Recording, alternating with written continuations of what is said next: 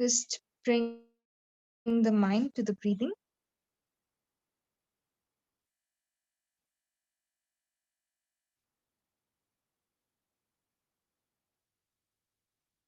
Disconnect from all the external sounds, everything around you. Just disconnect from all the external things and bring the mind's attention to the breathing process.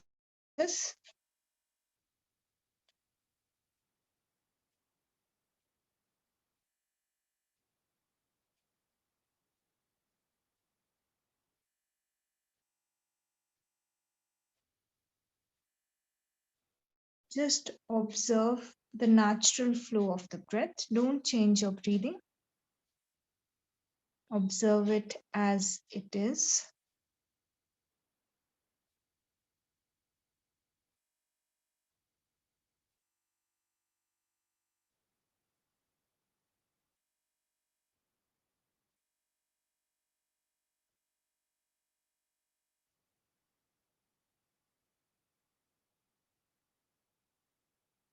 Make sure that your body is aligned.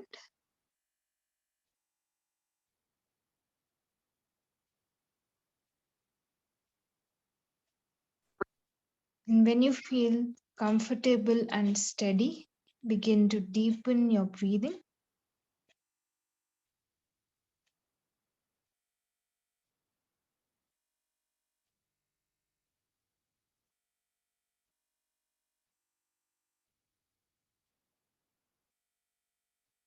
Slow, long, and deep inhalations.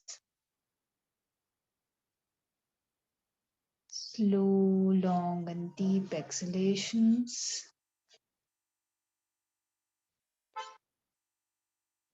And relax your mind with each exhalation.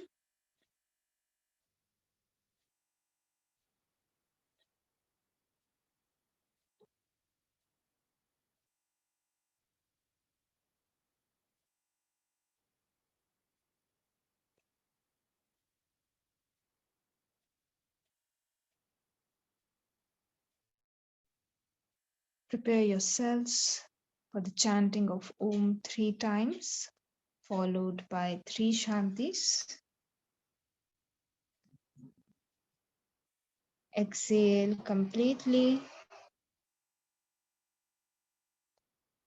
and inhale deeply for Om.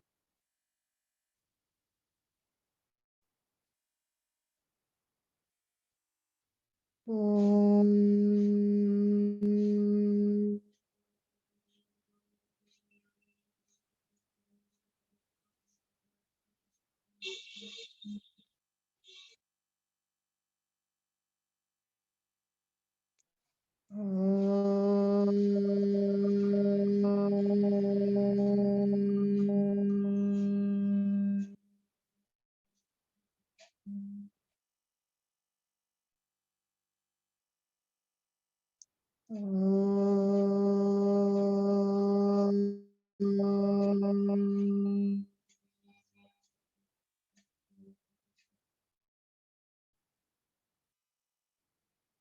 Shanti.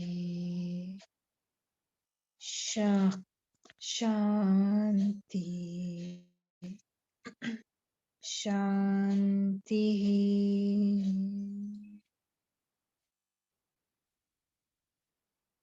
Just feel the vibrations.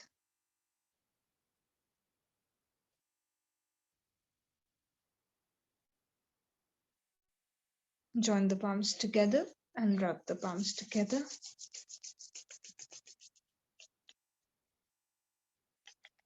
Place them on your eyes. And very slowly, while blinking and looking at the palms, begin to open up your eyes. Start coming back with a smile. And namaste to everyone. Let us begin today's session. So, yesterday we were talking about the history and development of yoga, right? And we had divided the entire time period into three like categories. One was your pre-classical period, one was your classical period, and one was your post-classical period, right? So um, the pre-classical period, even two epics which are very important for us, those were also present at that point of time. So the Ramayan, Ramayana, and Mahabharat.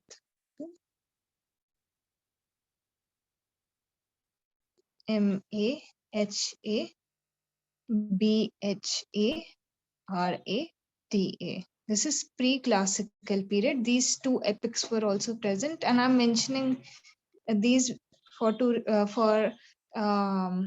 these two for a reason, right? So Ramayan I have mentioned because Diwali just went by, right? And you guys know it's a very big festival in India, and the story of Ramayan. So when Lord Ram, he came back to his home, that is when Diwali is celebrated. So when he came back to his kingdom, right, he was on exile, and when he actually came back to his kingdom, right, uh, people lit diyas. Okay, diya is like you know it's I will have to show you a diya, right? But I'm sure that in photos you would have seen a diya, right?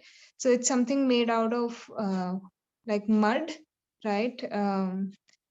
And um, we liked that basically. We put those lights. So firecrackers were not a thing. In fact, when he came back, people just lit their houses, right? So that is why Ramayan right now it's so relevant because we just had a festival, right? And Mahabharat is an epic where the a battle took place, right? And a part of Mahabharat is actually Bhagavad Gita, right? And we will have a separate class on Bhagavad Gita, right? And I will tell you more about it then. But uh, Gita is a very, like, again, very important text over here in India, right? And even you guys will be studying about it. So this is the time period we will be referring to when we, cover Bhagavad Gita. This, like, before 500 BC, this was around the time where these epics were very prominent, right? And we were yesterday discussing the classical period, right? So Patanjali, his time period when he systematized everything, that time period is known as the classical period, and that is why he is also referred to as the father of classical yoga, right?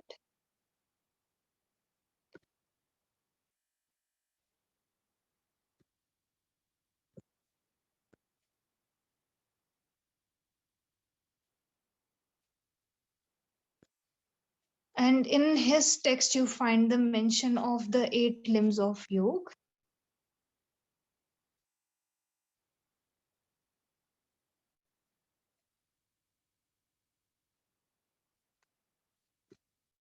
right?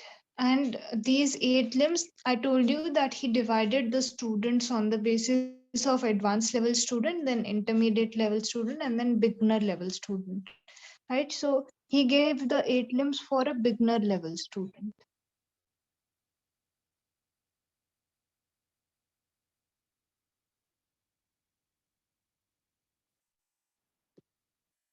So these eight limbs, right, are for the beginner level who can, take a step by step process in order to reach the final goal where you become free from all the sufferings, right? That is why Ashtang Yoga, this eight limbs of yoga got very famous because they are for a beginner, right? And most of us, we are beginning our journey, right? So this portion of his text especially got very, like, famous because, again, most people were beginning on their journey, right?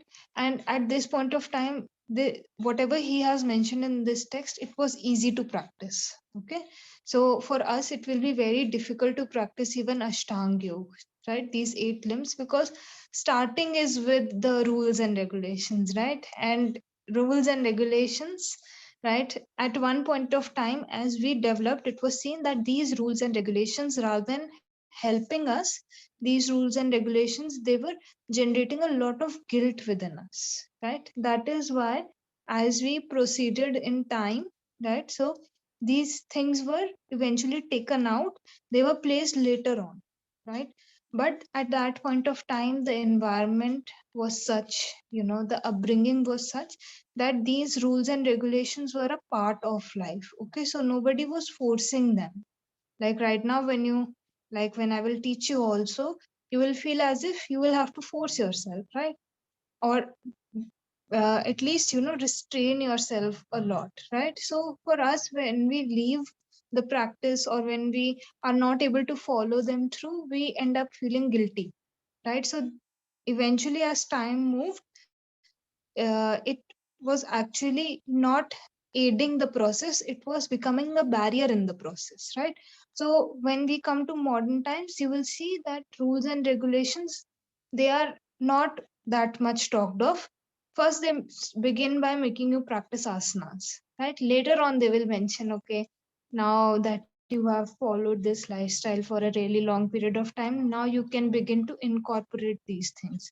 But that is why, these days yoga, people see it as asana and pranayama, because it's first necessary for us to develop the health of the body, right? But at that point of time, again, it was easier, so that is why Patanjali, he systematized it in this manner, right? Because it was relevant for his time.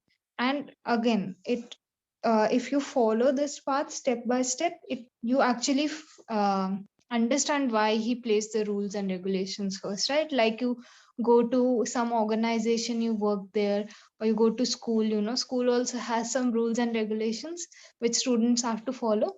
So in that same way, he thought that it is actually important that first rules and regulations are given, right? So during his time, this practice became the practice of Raj Yoga, like I told you yesterday, Raja, right? Raj Yoga. This is very advanced level practice, and whatever we are also doing, we are doing to prepare ourselves for this practice. Okay, so that we can enter this practice. Okay, so whatever we are doing so that we can develop ourselves to reach this point, right, where we are capable enough to practice this form of yoga. So this was quite prevalent at that point of time, right? Then as we move ahead, we come to the post classical period, which has a timeline of, I told you, 800 AD, right, to around 1700s. This entire time, this is the post classical period.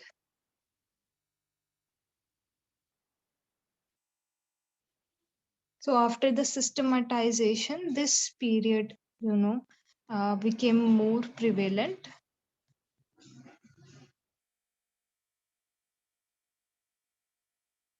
And now, other practices also started gaining some momentum, right? Because Raj Yoga, again, times were changing and people were also changing, so it was quite tough to follow the yamas and niyamas, right?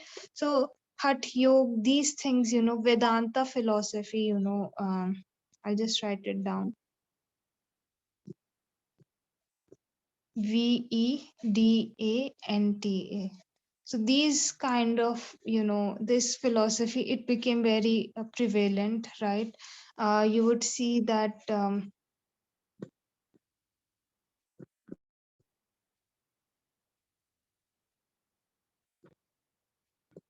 okay, so this is the name of a person, Adi, Adishakar,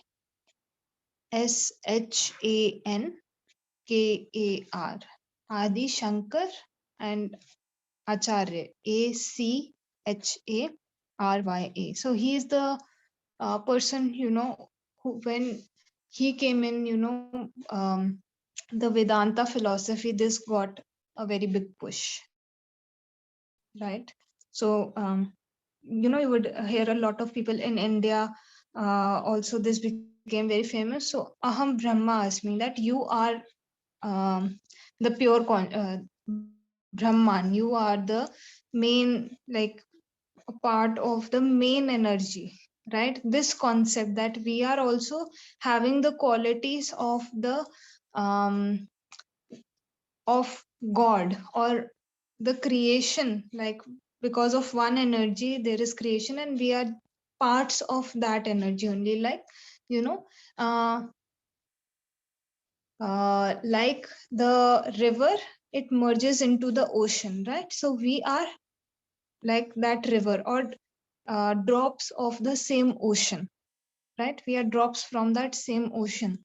So this philosophy was highly propagated when Adi Shankaracharya, he came and he said that we are also essentially that only, right? That quality only. We have parts of it, right? Or we have a portion of that pure um, entity or pure energy, right?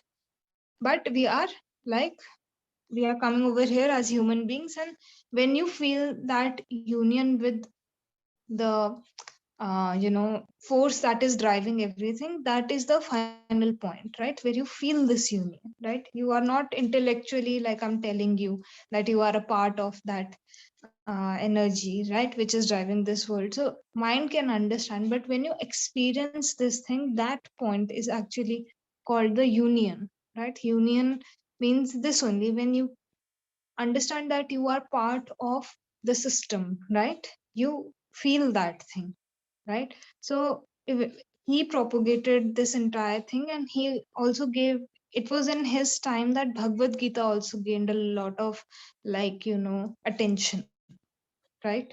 Because before that, it was in a very scattered manner. So Adi Shankaracharya, he was the one who compiled, he is considered to be the compiler of Bhagavad Gita. So from his time, right, Bhagavad Gita, the entire, like whatever has been written over there, that became or gained a lot of momentum and fame, right? So now, when we step into the post classical period, we have everything systematized basically, right? Then we come to the modern times, right? So your 1800s and 1900s are considered to be like the modern times.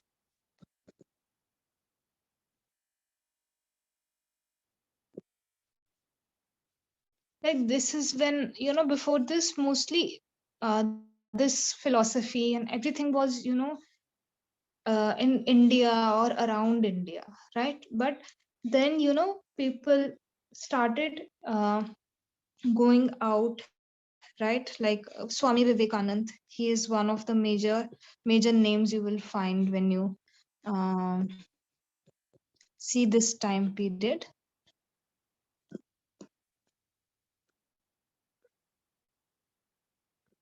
Swamivekananda.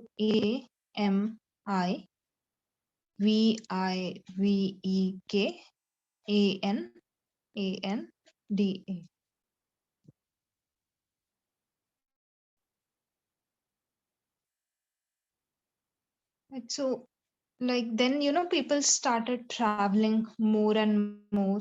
There was more connection with the external world, right? External world meaning outside India. There was more connection, and people were becoming more open, right?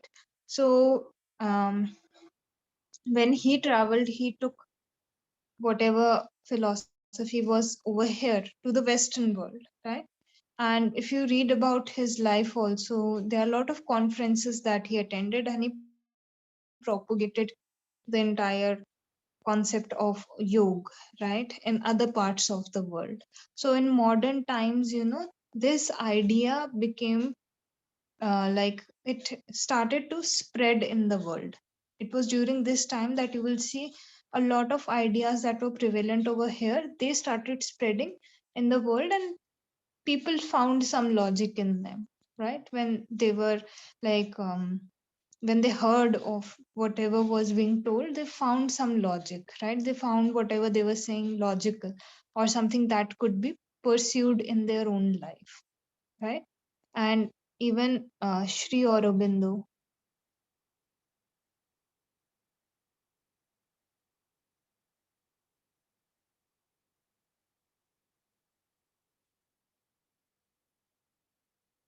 Sriaurobindo.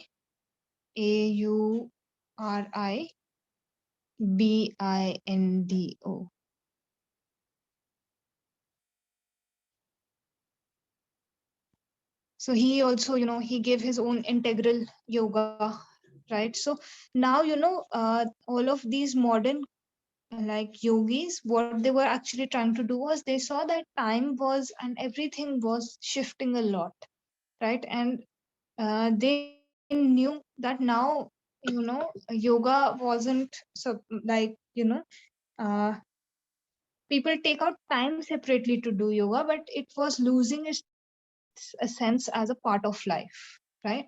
So they actually, tried to push the idea of yoga in the way that our times would adopt it, right? Rather than just sticking to the traditional ways, right? In which it was very hard for us to continue these things. If traditionally we look at how yogic practices were, propagated first, like you give entrance exam, so the guru used to give the student before admitting, right? The guru used to give the student like tasks to do to prove his desire to attain that knowledge, right? So sometimes it would take 1, 2, 3 years before you even get admission, like you were tested, right? That are you ready for that knowledge, right? So 2, 3, 5 years the student was, tested. Then the guru agreed that okay, you are capable, and I will give you this knowledge. So if we look at this kind of timeline, we cannot, most of us will miss out, right? So most of us will miss out on, or won't be able to take this knowledge, because we cannot leave our lives behind like that. And like, everything was changing, right? So these traditional ways could not be kept. So things, they were changing basically according to us, right? Then the environment and the food, the quality of the water, all of these things were also changing. So now, we started falling ill a lot also, right? We we were working towards maintaining our health rather than seeing yoga as a spiritual practice. We were beginning to do it more as a way of, our own well-being, right? Physical well-being, right? Keeping the body healthy, promotion of health. So then, yoga took this turn where all the spiritual practices, we were not ready for them, so we cannot directly enter them. So then schools like Hatha Yoga, you are practicing Hatha Yoga these days, even in your Ashtang Vinyas classes, right? uh, so that is coming from Hatha, right? And then you have your Vinyasa and Hatha class, right? So all of these things, right? So all of these are coming as a variation of Hatha Yoga only. Hatha is the main base, it is the foundation. And then, variations were added depending on the person who was teaching it. They developed their own style, right?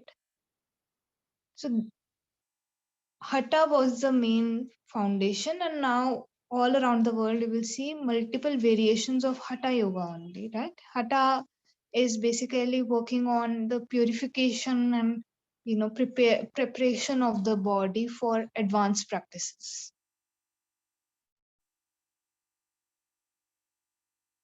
So Hatha became very prominent, and even Bhakti Yoga became very prominent, right? So we will also talk of separate class again on Hatha Yoga, on Bhakti Yoga. Bhakti Yoga also became very very prevalent. Bhakti Yoga is more about, like whatever God you believe in. your devotion, right? Devoting yourself, all of your actions to that God.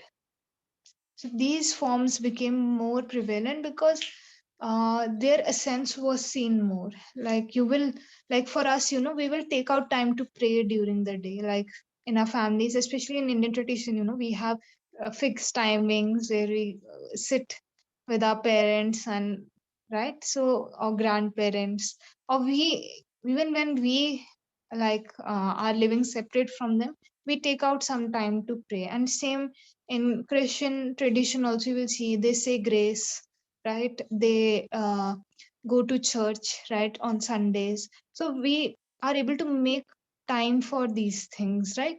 We consider these things to be a good way to lead our life, right? So for us, bhakti yoga also, it became easy to practice these things rather than leaving everything behind or going into a boarding. Because earlier when the student was learning, they were not away from the teacher, they were consistently with the teacher, right, for years, right? So we cannot do that. So for us, these practices where you can do asanas, pranayama, wherever you are sitting, these became easier for us to practice in our day to day life, where we could fulfill our own responsibilities, and then at the same time we could have aspects into our own life where we could practice these things. So, as the gurus came in, they gave their own point of view of how you can incorporate these things in your life. Right. So now, main thing of Raj Yoga that was, uh,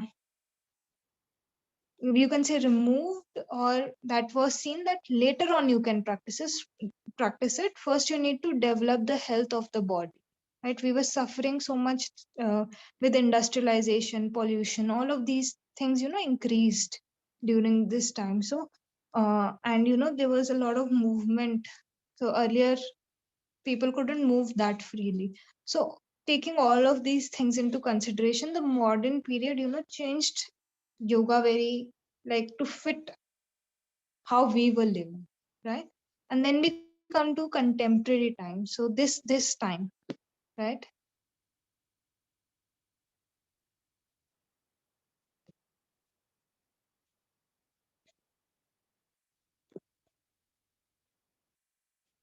So now in today's, like, time, you will see today's meaning, that yes, for a lot of, like, when we were born, a lot of the gurus I will mention now, they were existing, right, when we were born, or around our timeline only, right? So Osho became very famous in the West, right? He gave his own dynamic meditation practice, which became very prevalent, right? And then Sadhguru, today Sadhguru, a lot of people listen to him, right? You practice Ashtang Yoga, right? So Ashtang Yoga has been given by Patabai Joyce, right?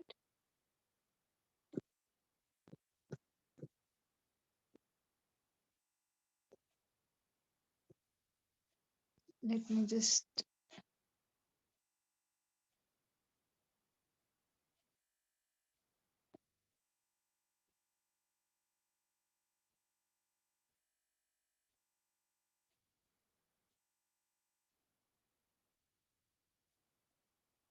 yeah, right.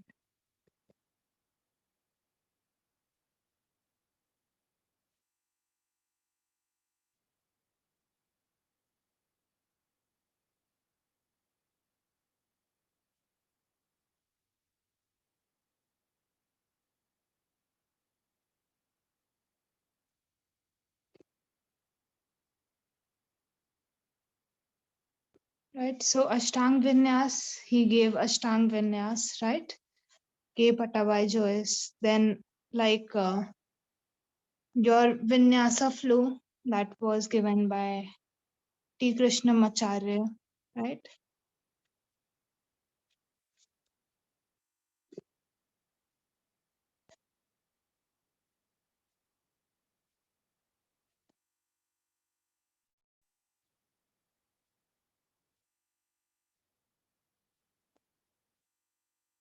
So your the styles that you are practicing, right? So Patabai Joyce, he gave your Ashtanga that you practice, and Vinyasa flow that you guys practice, that is given by T. Krishnamacharya, right? So Pattabhi, Patabai Joyce, Jois, and T, then you put a dot, right? And Krishnamacharya, KrishnamaCharya.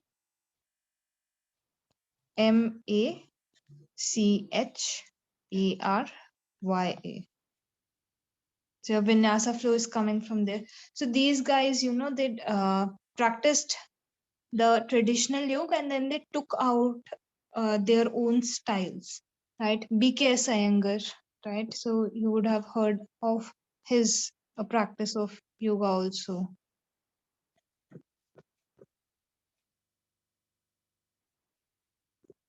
BKSIYENGAR,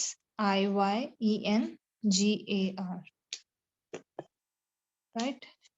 And these styles are more suited to the region where you live, right? So Hatha was more suited to our climate, right? Over here in India, you don't need to do a lot to sweat, right? We have very brutal summers, right? And even winters are not as harsh as you guys experience.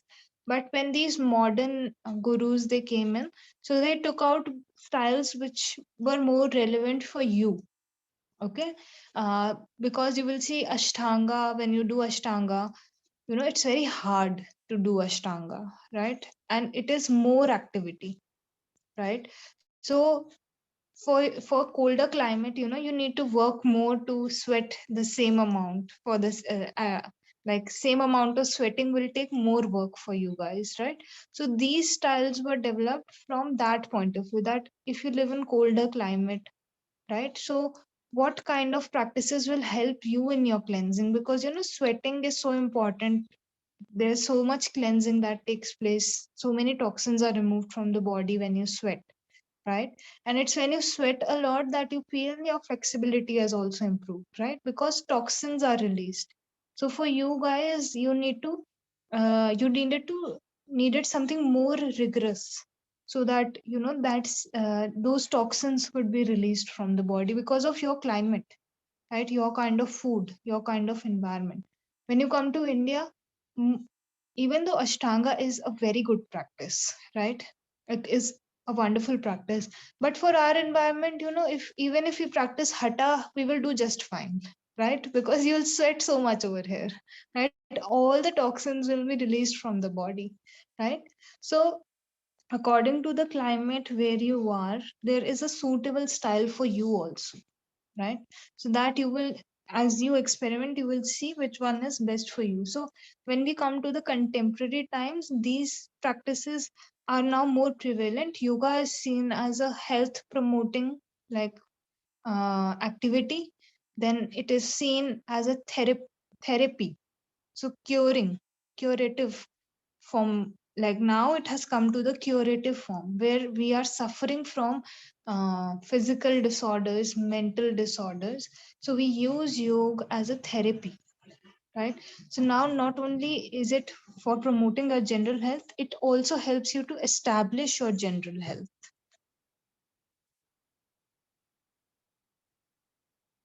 right? So it plays its own role and part, like for us. So most people, you will see, they come for yoga therapy in India. There are a lot of centers we have where yoga therapy and separate courses are also there on yoga therapy, right? Because today the world needs therapy more than the hard practices, right? So all the tough and hard practices, they will do us no good because we are ill. We need to first come to a balanced state of health. So you will see therapeutic, all the things that were present, they have been molded to, uh, you know, be in the line of therapy where they can help you, right? There are so many schools which teach you multiple variations. Why? Because if you look at Hatha Yoga will directly have the asana, right? But you guys do so many stretching, so many pre-practices, right, in order to reach a particular posture, right? So these all variations, came in because earlier, people were able to do the poses very easily, right? But again, as our food and everything changed, so many chemicals were added to the food, right? So flexibility also changed according to that. So now we need a lot of stretching before we can do the asana, right? Go into the final posture. When you look at Hatha Yogic text, no pre-practices are given. Directly the asana is given, right? So we have come down to this stage now where we are incorporating yoga as, and we view it also as movement of the body, working on the breathing. Like this only we are viewing the entire practices, right? So, any doubts in the history development? No doubts. Okay, so now you guys understand where we are and where you are headed. Okay, so if you go back in time, so you have to prepare yourself so much that you're ready for Raj Yoga, right? Where you mostly work with the mind only. Yeah. So next topic for us is very, very interesting, and I love teaching this topic. Okay, it is for us, like I told you, yoga is a way of living. So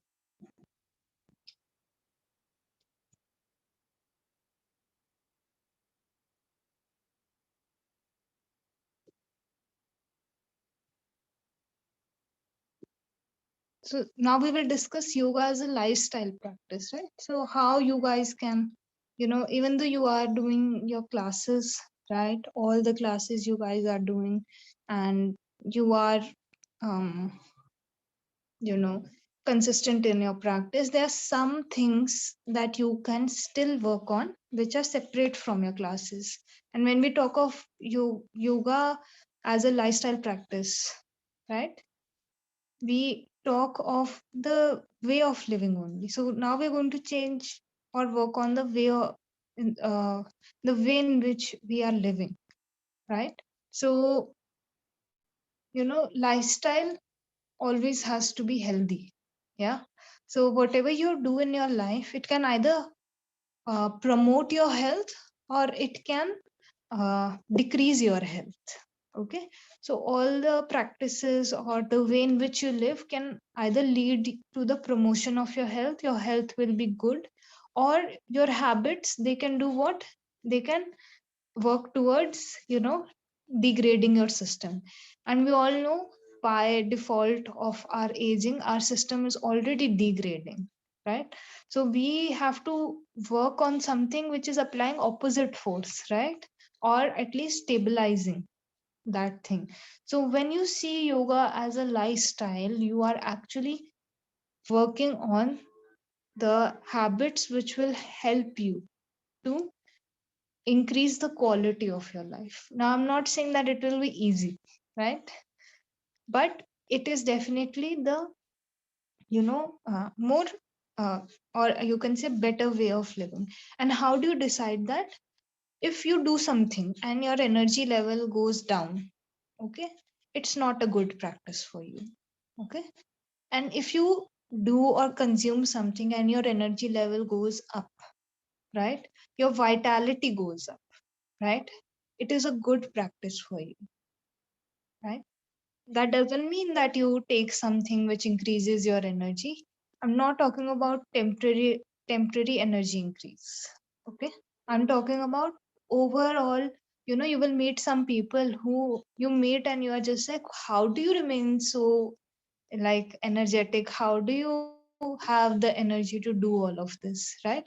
And you will find that the secret, there is no secret, it's just the way in which they live, right? They have maintained their way of living like that, that by default, they don't have to make any effort, they are energetic. Yeah. So they are not doing anything extraordinary, they are just changing the way in which they do the ordinary things, right? So you will your lifestyle should be such that your health is maintained, that you have ample stamina to do the things in your life, your energy levels, they remain optimum, right? And most of the things we consume or we do, are actually doing the opposite thing for us, right? So they are decreasing our energy level, right? If you eat junk food, it will decrease your energy level, it will not increase, right? So there are certain things that you can incorporate in your life which will help you to enhance the quality of your life, right? Then you will not be focused on increasing your lifespan, right? Because you are so happy with whatever you are doing, the quality has gone up, right? So when quality goes up, quantity, okay, it matters, but not too much, right? So first point that we are going to discuss in this is the food, right?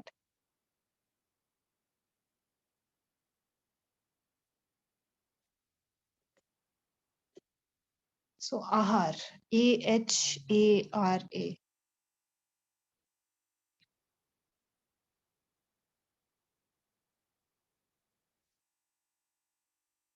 This is so important. Food, like, it's the reason why, we do everything in our life, right? So, you earn because you want that there is food on your table, right? Apart from all other things, main thing why you are doing everything in your life is actually so that you get food, right? So if you don't take out time to eat your food, okay, and if you don't focus on the quality of your food, then you really need to question why you are doing everything, right? So food I will discuss from various aspects, right? So from modern terms, like I said yesterday also in pranayam class, your diet should be balanced, okay? You are taking carbohydrates, you are taking proteins, all the vitamins and minerals in the required quantity, right? And food doesn't only mean what you are eating, right? Go be in the sunlight, okay? Vitamin D you will get not when you take some supplement, okay? So food, it means like you are, you know getting all the vitamins, like I said, vitamins and minerals. So there's so many things which your body immediately, gets when it is in the environment, right, or nature, right? So also take out some time to go and be in the nature, right? On so many levels, it will help you to balance the hormones that are secreted in your body, right? When you are in nature, so many happy hormones are produced in the body, right? So these things, not only just the food you consume, but certain things other than that also that you should do. You should take out time in your day to go and get some sunlight, okay? It is very important for your body and for your mental health also.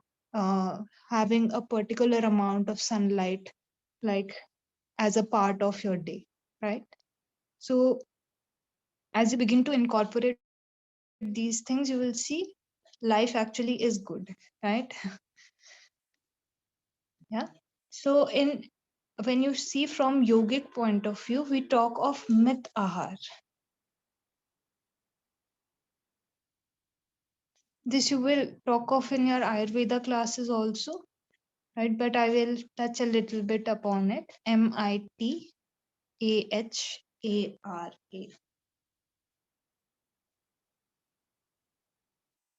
Okay. Mit means sweet,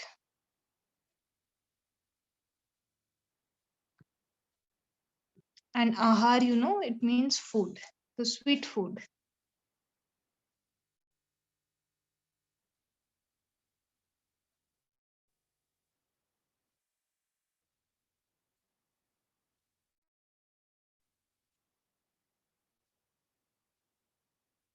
So now you can't eat sweet food all the time.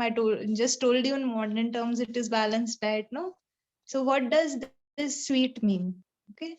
So sweet over here means how many times you chew your food. Okay.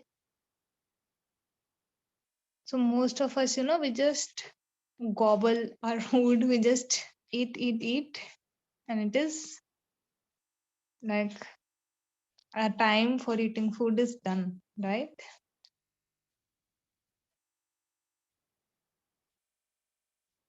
So you will see when you chew your food properly, it becomes sweet in your mouth, right? But we don't give it that much time. We don't take that much time to eat.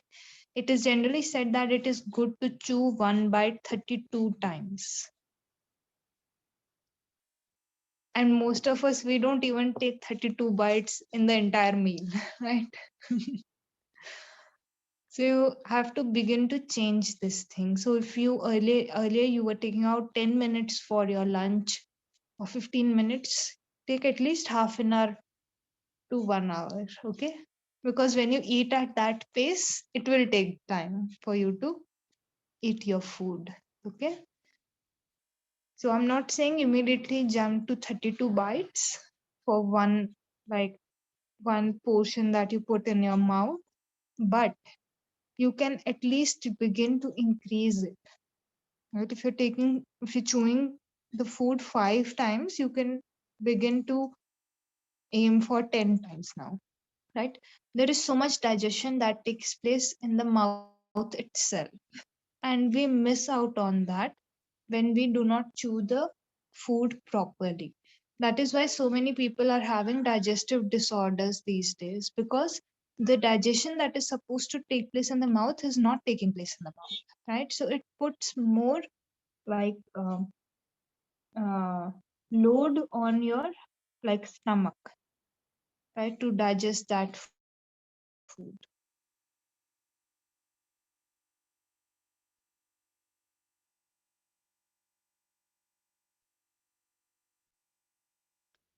When you chew the food so many times, the food also becomes alkaline in nature, right? So all of these advantages, your general system is already giving you all of these advantages, but you need to utilize them, okay, properly. So when you chew the food properly, we'll see that most of us, we gulp our food. That means our system is, we are applying force to take that food in, right? When you gulp, right? But when you chew one bite so many times, you will see the food will easily go down your food pipe. You might have to gulp still, but it won't come with that force, right? It will just become a force to like direct the food like in. But gulping also, you will see it is very common these days. And when people don't chew their food properly, it ends up getting, stuck in their throat. And, you know, because of that, they suffer a lot of times. We also end up coughing a lot when the food is like stuck, right? So, whenever you are eating your food, just make sure you chew it properly, because there are so many scientific reasons behind it. But one or two I have already mentioned. Digestion begins from the mouth only. This you would have studied also in science, right? The saliva, to it helps to break down the food, right? So you have to increase the. Just a second.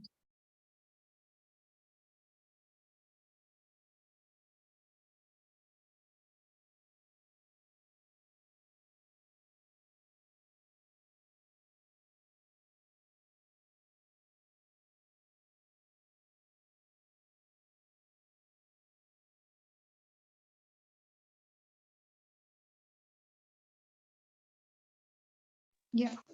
So you have to actually, work on the way in which you chew the food, right? So for today, this is the practice that you're going to do when you have your next meal. Okay, so you guys have to make sure you give it ample time and you chew the food properly. So today, this is your work for today, right? And take out time to eat. Okay, don't take like be like, okay, I have 10-15 minutes, I have to do other things also, so I will eat my food like that only. Okay, today, for at least one meal, take out the time so that you can eat your food properly and chew each and every bite properly.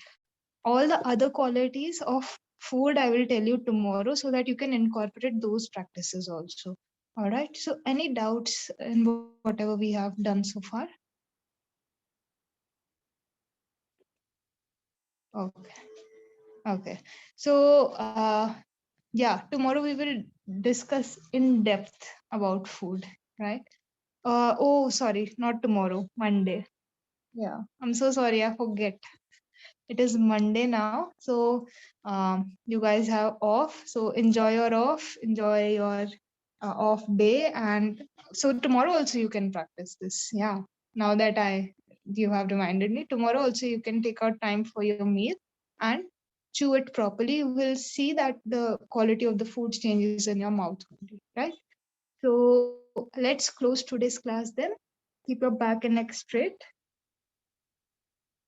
Gently close your eyes.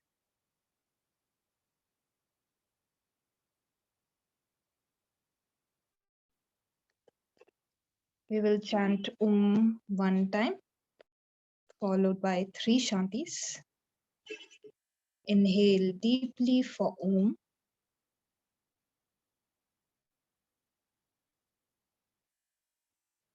Om.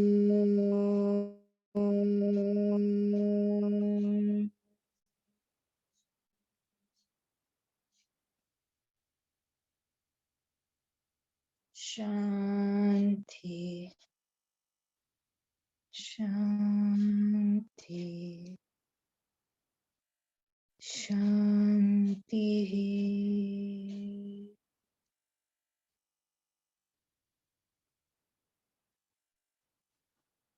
Join the palms together in front of your chest and just bow down. Let's begin our days with a sense of gratitude for everything we have.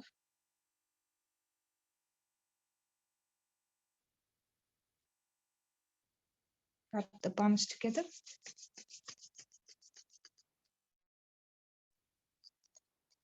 Keep them on the eyes.